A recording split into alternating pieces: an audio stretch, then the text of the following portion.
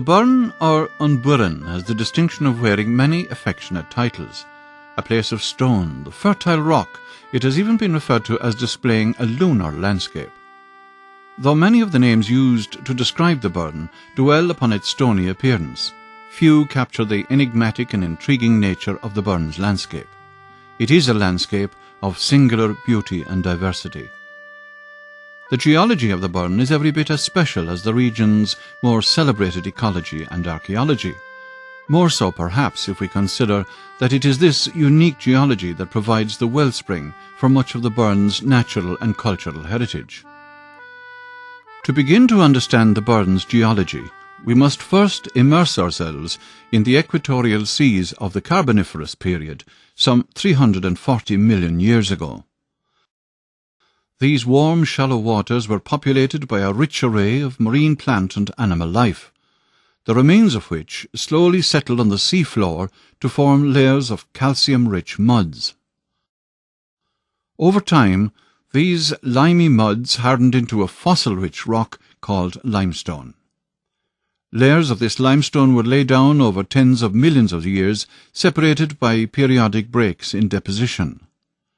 The result resembled a tiered limestone cake, several hundred metres thick in places, later embellished with an icing of other rocks such as shale and sandstone, remnants of which still survive today on Slieve Elva, the Burren's highest point at a lofty 344 metres. We know that this giant limestone tablet eventually emerged from the sea and was subsequently exposed to massive earthen forces, which caused a dramatic folding of the limestone in places, such as may be seen today at Mullaghmore. These tectonic forces also caused a web of hairline fractures to form in the rock, and over time, acid water dissolved these fractures to create the deep linear fissures known as grikes that characterize the Burren's limestone pavements. The geological term for large-scale solutional features such as limestone pavement is karst, a term which would also include bowl-like depressions known as dolines, and seasonal lakes known as turlochs. Karst features are not always visible.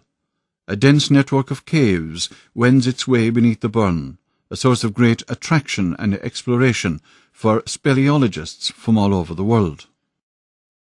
Glaciation also played a pivotal role in the Burren's evolution.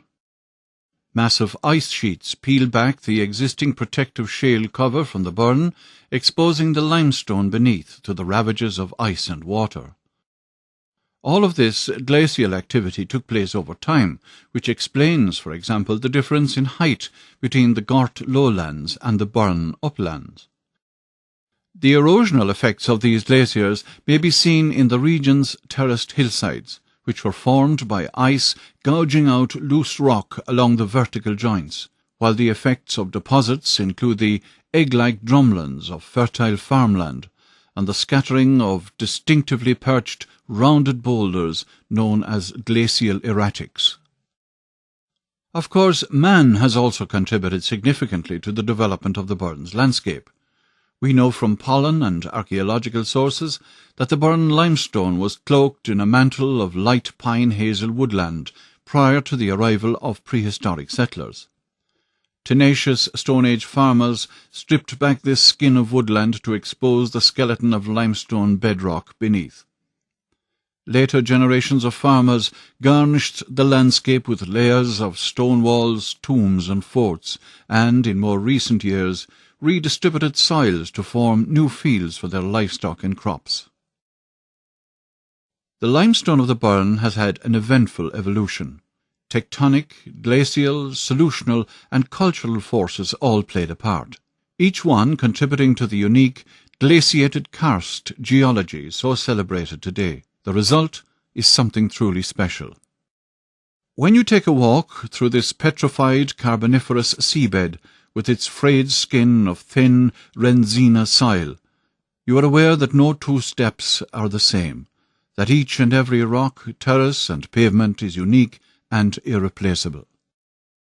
Limestone pavement is today considered a rare habitat and is a priority for protection under the European Habitats Directive. Most of the burn is today legally protected as a special area of conservation.